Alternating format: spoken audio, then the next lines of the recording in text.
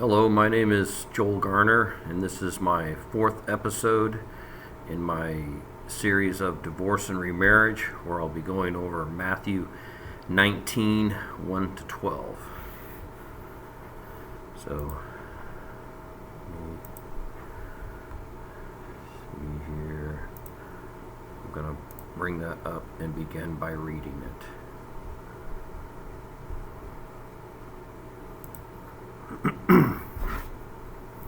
It says, "Now it came to pass when Jesus had finished these sayings that he departed from Galilee and came to the region of Judea beyond the Jordan, and great multitudes followed him, and he healed them there. The Pharisees also came to him, testing him and saying, 'Is it lawful for a man to divorce his wife for just any reason?' And he answered and said to them, 'Have you not read that he who made them at the beginning made them male and female, and said, For this reason a man shall leave his father and mother and be joined to his wife, and the two shall become one flesh. So then they are no longer two but one flesh. Therefore what God has joined together, let not man separate.' They said to him, 'Why then did Moses command to give a certificate of divorce and to put her away?' He said to them, 'Moses, because of the hardness of your hearts, permitted you to divorce your wives. But from the beginning it was not so.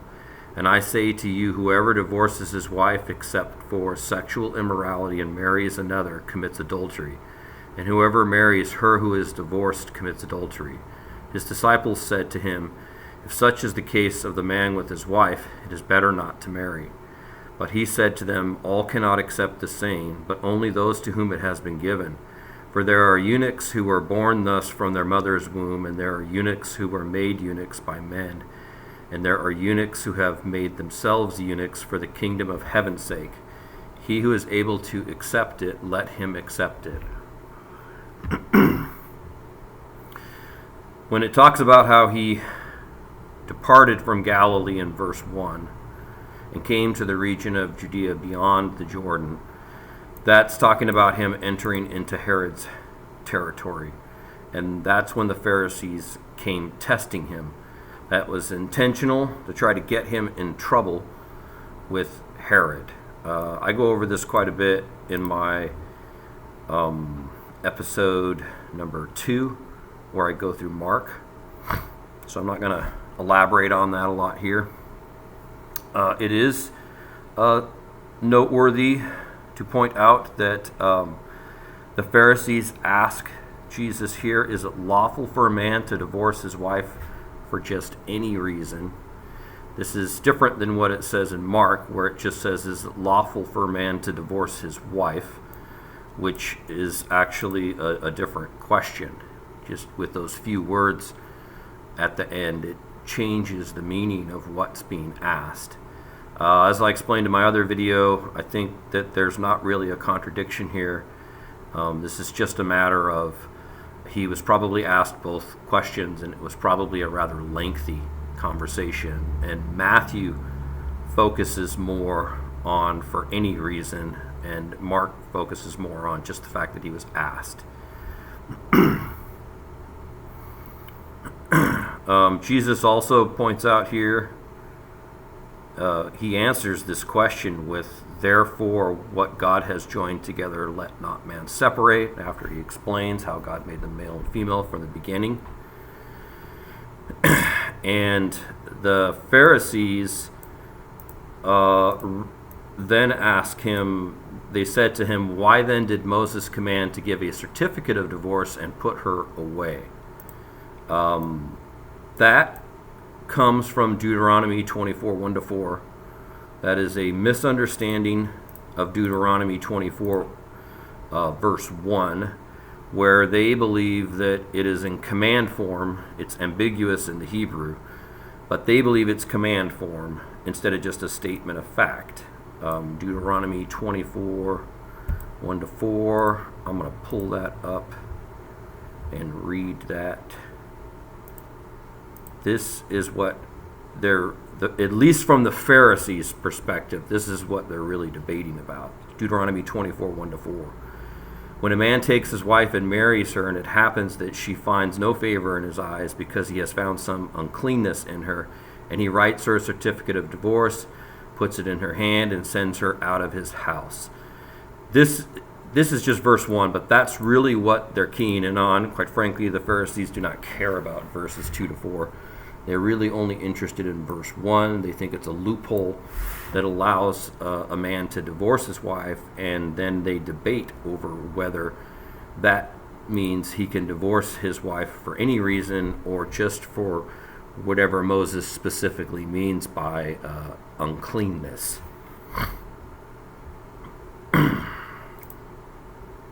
Jesus responds to the Pharisees with, he said to them, Moses, because of the hardness of your hearts, permitted you to divorce your wives, but from the beginning it was not so. Okay, so it says that Moses permitted. In other words, Jesus is actually contradicting them. The Pharisees say Moses commanded. Jesus says Moses permitted. And this Greek word for permitted means to allow. And some passages have it as suffer. It means to endure, to tolerate. It does not necessarily mean that it is okay, and it certainly does not mean it's a command. So Jesus is contradicting that. He does not view Deuteronomy 24, verse 1, to be stating that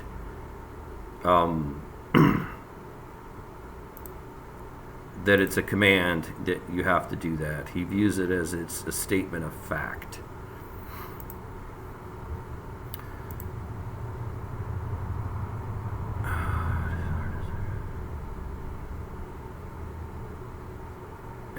Another important thing here is that it says, but from the beginning it was not so. This is a very significant statement with huge theological implications, and quite frankly, almost everybody ignores that when they are teaching on this subject, regardless of what viewpoint they have. But it is, of course, a reference to divorce. So if divorce did not exist in the beginning, okay, that means God did not create divorce when he created marriage. So marriage was created. He did not create or codify divorce. He did not enact it in any way. You don't even hear about a divorce in the Bible until you get to, well, it's definitely in Deuteronomy, but I think it may be Leviticus. I think maybe the first book of the Bible. So there's no divorce in the book of Genesis at all.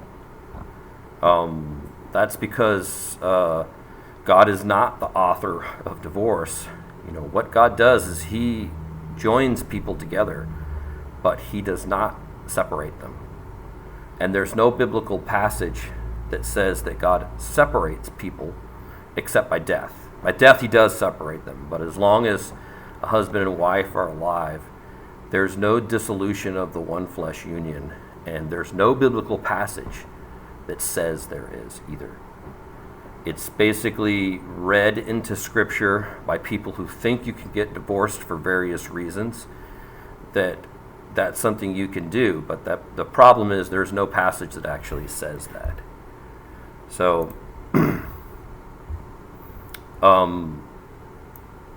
divorce is just a man-made construct.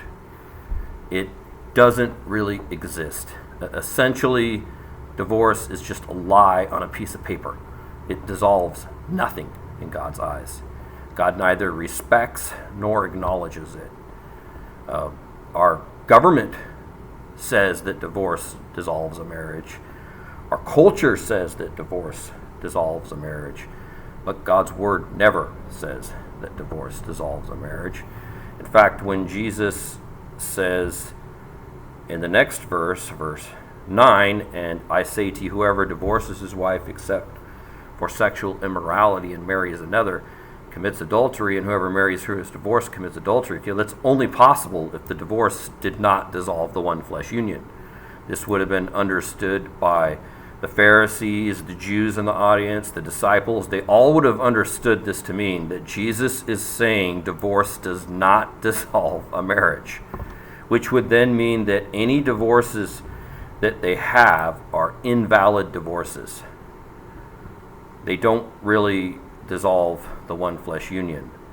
And the Jews in Jesus' time believed that if a divorce certificate was properly given and it was all up to code according to their traditions, that it then dissolves that one flesh union, or really they just viewed it as marriage. It dissolves that marriage and that person's free to marry another.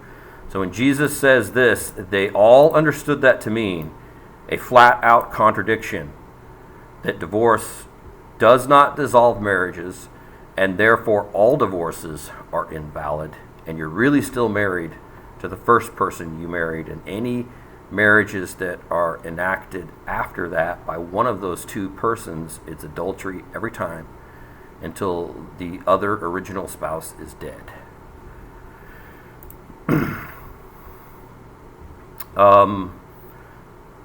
This is the New King James I'm reading from here.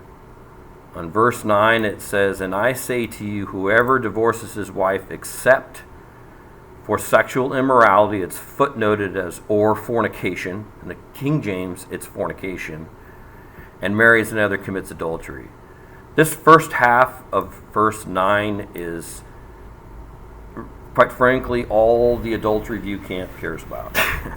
They're going to make every other passage in the Bible somehow fit this statement here, and really it's an interpretation.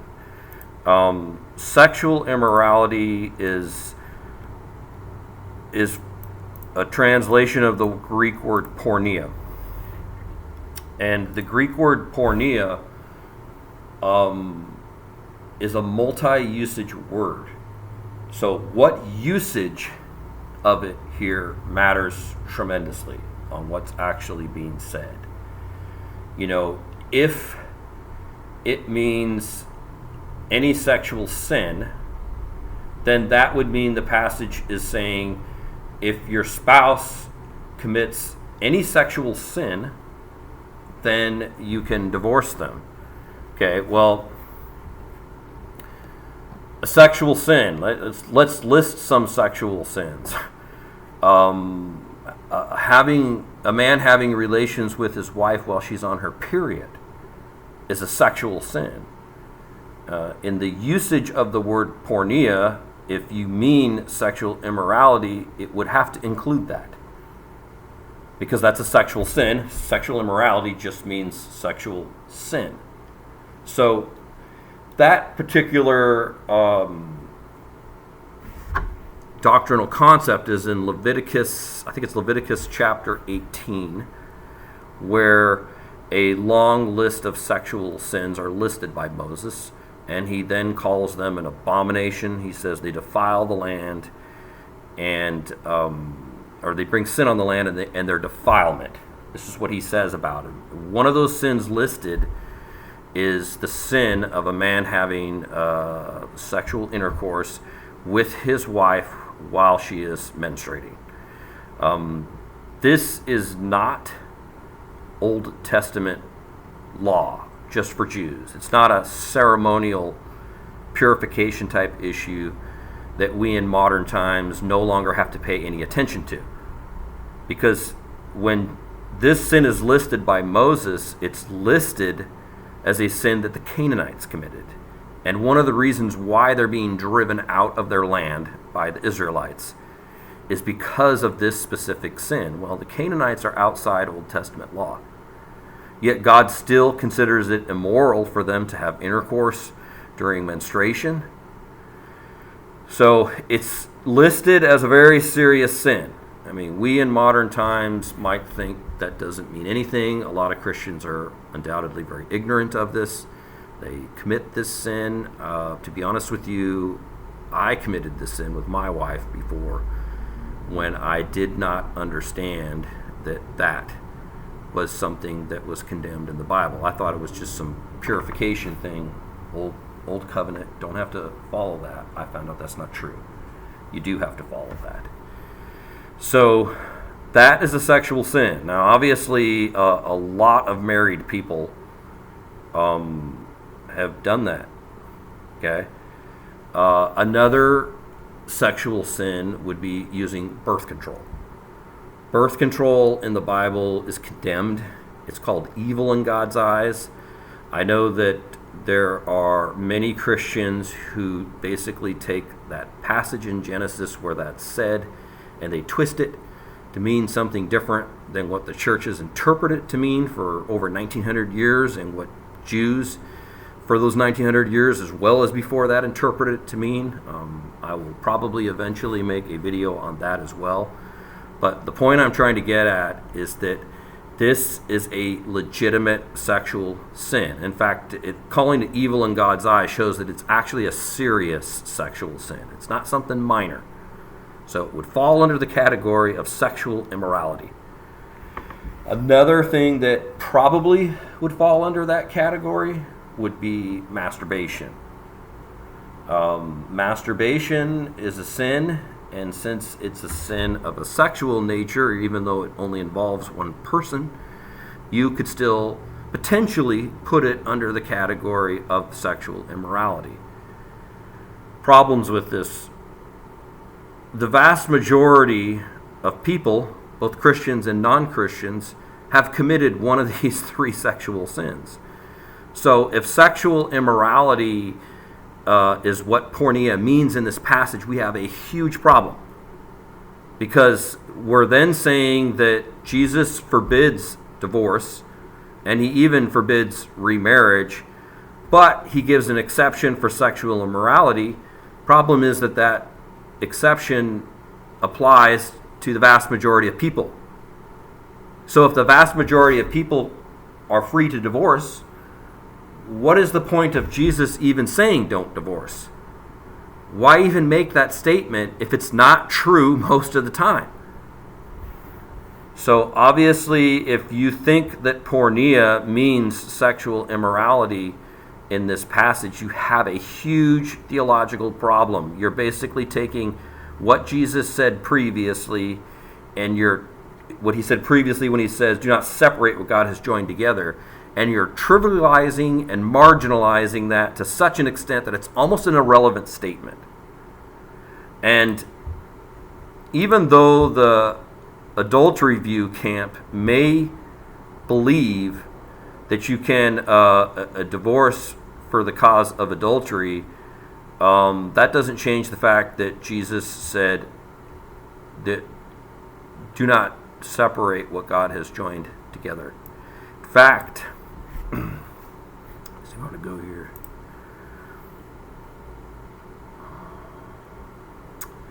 I'll go over what this not meaning adultery. And really, I'm probably going to make another video on just the word pornea, and possibly another one on why that word pornea cannot mean adultery or sexual immorality. And also, pornea, I mentioned one of the usages of the word is sexual immorality, which basically just means any sexual sin. Even though pornea does sometimes in Koine Greek writing, this is ancient Greek writing, indeed mean sexual sin or sexual immorality, that does not mean that it always means that. The original usage of pornea means to do something in exchange for, which, in other words, it's referring to prostitution. So if you go back and read ancient Greek writings prior to the New Testament, prior to the Septuagint, which is the Greek translation of the Old Testament, done, I think it's about 150, 200 years or so before the New Testament was written. Okay, if you look at the usage of pornea by other Greek writings prior to that, it always means prostitution, and it never means sexual immorality. It would appear that the usage of the word pornea was expanded over time, which of course is a common thing that happens in languages. What previous generations meant with a certain word is not always the same thing that current generations mean with it. The usages of words sometimes change, and sometimes they're expanded to cover more things, more definitions. And that's the case with pornea. Okay? if you look at the New Testament, other usages of pornea, and I won't get into it extensively in this video, you will see that pornea most frequently means fornication. That's the most frequent usage of it in the New Testament, not sexual immorality. Fornication is the main way it's being used by New Testament authors. And the logic behind that is that fornication is like prostitution. In ancient Near East cultures, typically a woman would be a virgin when she's married. So a woman that's sleeping around prior to being married would ordinarily be a prostitute. So to expand the usage of the word pornea to also be referring to fornication was not a drastic change on their part. They largely viewed fornicators, female fornicators, as prostitutes anyways. So it was then expanded sometime around biblical times to also include the usage sexual immorality or sexual sin. So which of those three known usages of pornea does it mean in this passage? Well, it's of tremendous significance which one it means. The adultery view camp wants to interpret it to mean adultery. The problem is the Greek word for adultery was not used. And Jesus easily could have said the Greek word, which is mokia, for adultery, but the problem is he chose not to do that, and it wasn't accidental or clumsiness on Jesus' part, it was intentional, which right off the bat tells you he very likely doesn't mean adultery, because if he meant adultery, why didn't he just say the word adultery? Nobody would be debating what this exception clause means if Jesus used the word mokia instead of pornea. But because he used the word pornea, which has three distinct different usages, now you have this raging debate over what he meant by it. Because if he meant sexual sin, then he could potentially have also meant adultery as well. But you can't make pornea mean only adultery. You can call adultery a sexual sin in Koine Greek. You can do that. But you can't use them strictly as two interchangeable terms, because they're not. They have different meanings and different usages.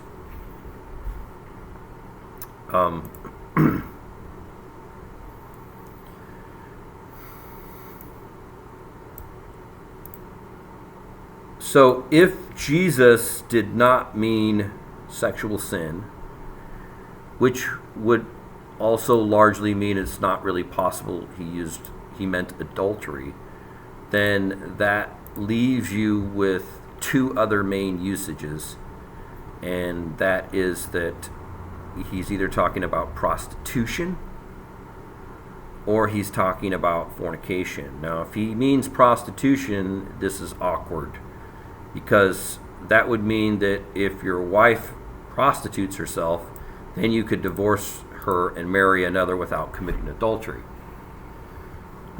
But if your wife just has relations with someone else, but it's not prostitution, then you wouldn't be able to do that. So, well, what's the big difference between prostitution and doing it for free? I mean, there isn't a huge moral difference between those two. So I think that you can rule out that it means prostitution, and that leaves you with one main usage, and that means fornication. Well, you might ask, well, how can you divorce your wife for fornication? Because once you're married, if she has relations with anybody else, that would be adultery, not fornication. And the solution to that is that the Jews in Jesus' time, what is the equivalent of our engagement was called betrothal. And when you were betrothed, you called your fiancé or your betrothed spouse, you called them husband or wife. Even though you've never consummated the marriage, you haven't had your wedding ceremony yet, or the wedding feast has not taken place, and really you're just engaged to that person. And if that person then has relations with someone else, then that would not be considered adultery, that would be considered fornication. So if Jesus is using the word pornea to mean fornication, which as a starting point we have to assume that that's probably the case, just because that's the most frequent usage of the word pornea in the New Testament, including in other parts of the Gospels. So if that's true, then the only thing he can be referring to is the Jewish betrothal period. Well, it just so happens that in order to break off a betrothal during the Jewish betrothal period, the husband would have to give his wife a certificate of divorce. So you can't break off a betrothal, our equivalent of engagement in Jewish culture during the times of Jesus, except with the divorce certificate. And when Jesus says, do not separate what God has joined together, that's actually, first of all, that is a command not to divorce, but it's even more precise than that. So if someone is engaged, they're in the betrothal period, and they commit fornication, would someone divorcing their wife under those circumstances, keep in mind she's not his wife by consummation yet, there's no ceremony yet, no wedding feast yet, would that be separating what God has joined together? And the answer is no, it would not. The reason why is because God has not joined you together yet. Your marriage has never been consummated. You've never become one flesh with your fiance yet. And so, therefore, it would not be contradicting that. So it's another reason why he's talking about fornication here. There's a viewpoint out there, it's often held by Catholics, that the word pornea in this passage means an invalid marriage. And the logic would then be that if you're in an invalid marriage, then you could divorce your spouse and marry another. An invalid marriage would be something like a man and a woman get married and then they find out that they're actually brother and sister. Sometimes it's that they're half brother and sister, which is, of course, a forbidden marriage in the Bible. You're not allowed to have incest like that. So you would then get an annulment for that, saying that the marriage was never valid in the first place. Of course, in Jewish times, you would just get a divorce during for that kind of thing. So it's logical. Another type of invalid marriage would be if you married someone and they were divorced themselves. So you weren't divorced before and remarried, but you married someone who is, and then according to Jesus' teaching, that's adultery, even though you weren't married before yourself. So in order to make that right, you then would get a divorce, which basically means that you're not married to that person anymore legally, since that's pretense and a lie anyways. So you have that as an invalid marriage as well. I think one of the early church fathers even points out that they think pornea there means an invalid marriage as well. So I think it's a very robust argument. I think it makes sense and it's logical, but I don't like it because there's no internal biblical support for it. There's only external support for that. Written documents outside of Scripture. And when I'm interpreting the Bible, I like to heavily prioritize, supporting passages in other parts of the Bible. Well, with the usage of the word pornea, meaning fornication, there is other biblical support for that.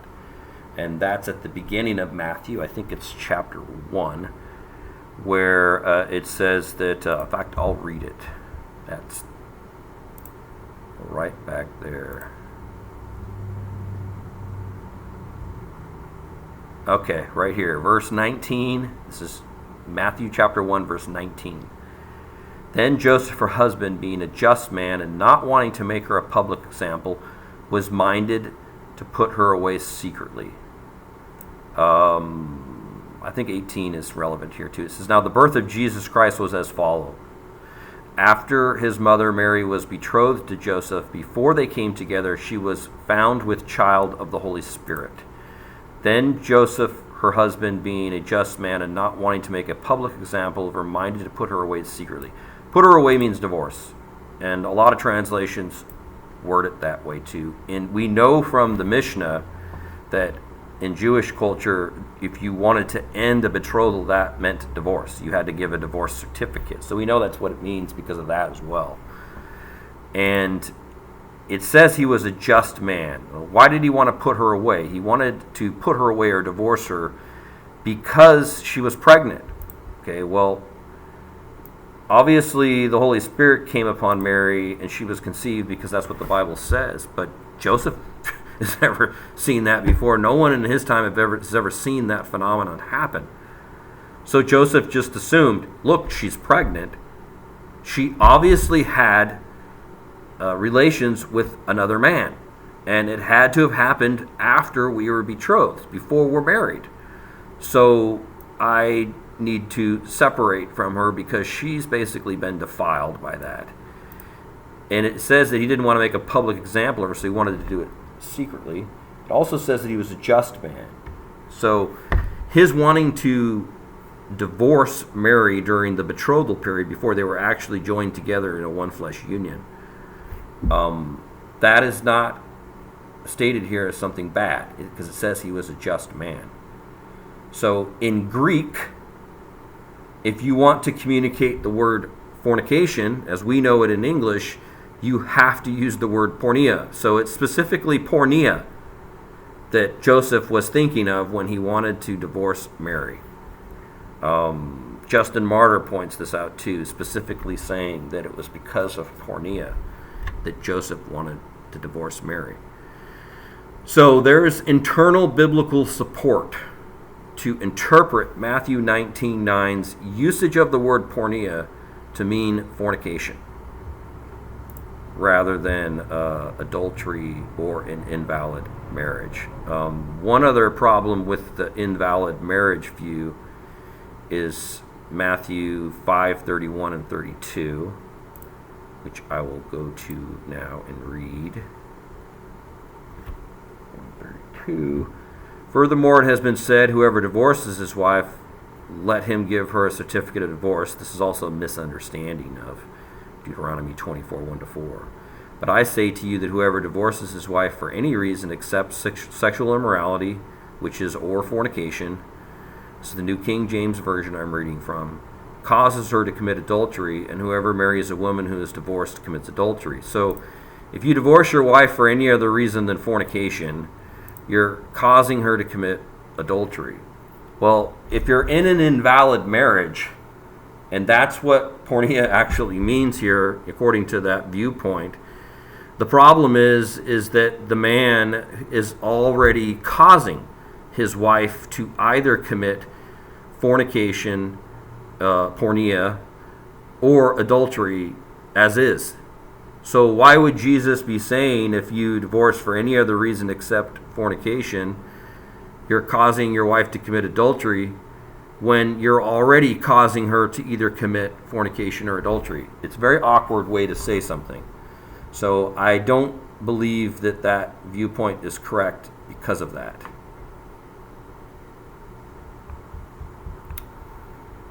Come back here to Matthew 19.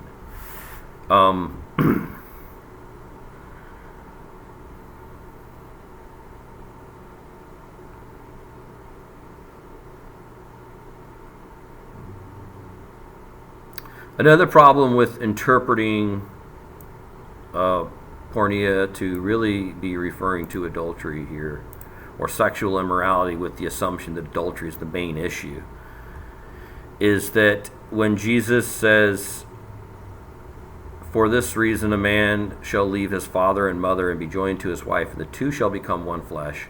So then they are no longer two but one flesh. Therefore, what God has joined together, let not man separate. Okay, so that's a command not to divorce.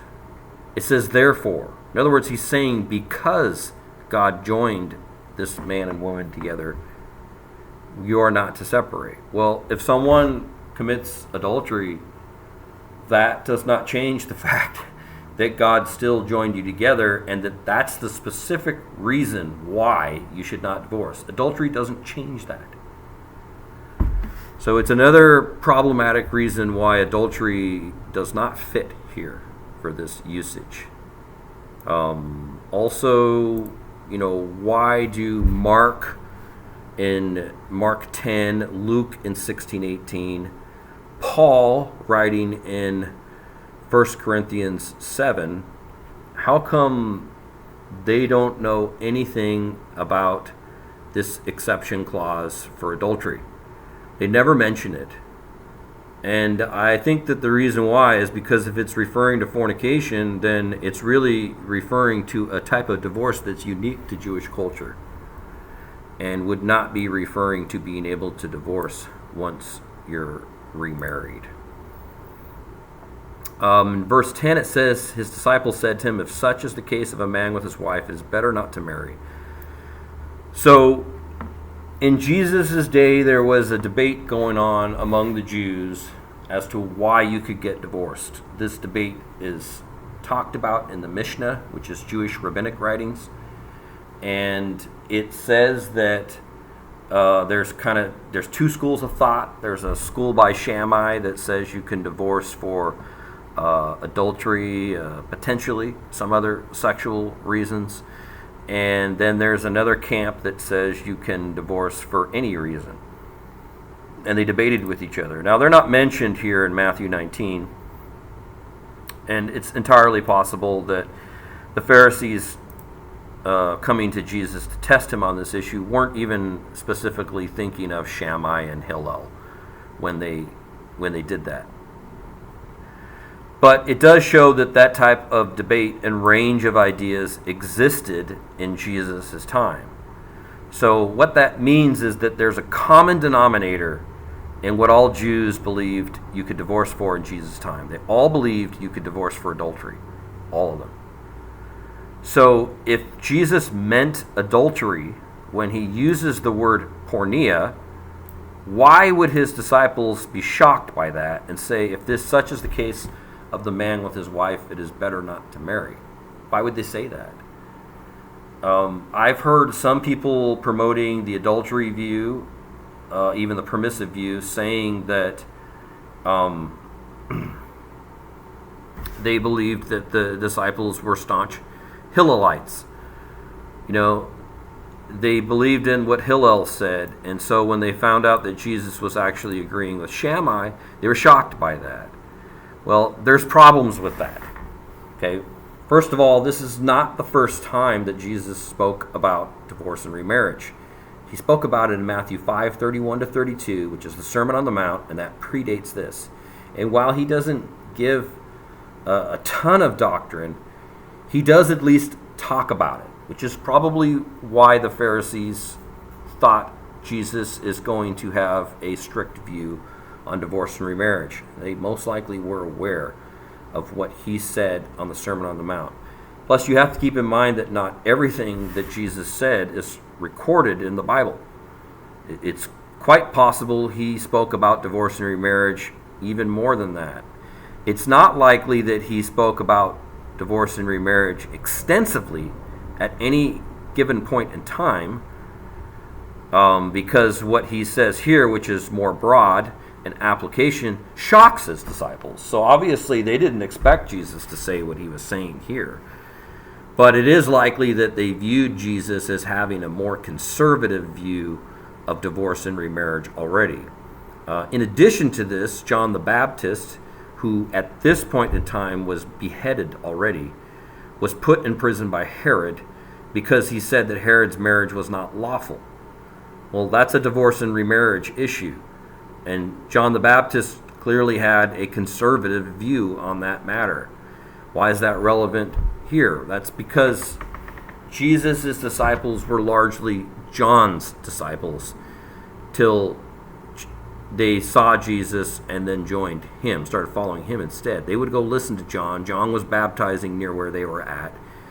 And how likely is it that they knew nothing about John's viewpoints on divorce and remarriage, which are clearly on the conservative side? Quite likely they were the same viewpoints that Jesus had. And maybe not articulated very thoroughly, though. So that's likely the viewpoint that they were accustomed to hearing prior to even going and following Jesus. So if they know that John and Jesus have conservative viewpoints on divorce and remarriage, or at least, on divorce and remarriage, then why would it shock them for Jesus to then say, you can only get divorced for adultery? It doesn't make any sense at all. That's not logical. Obviously the reason why they're shocked is not because they're raging Hillelites, which is extremely improbable, considering that Jesus spoke about this before, and so did John the Baptist.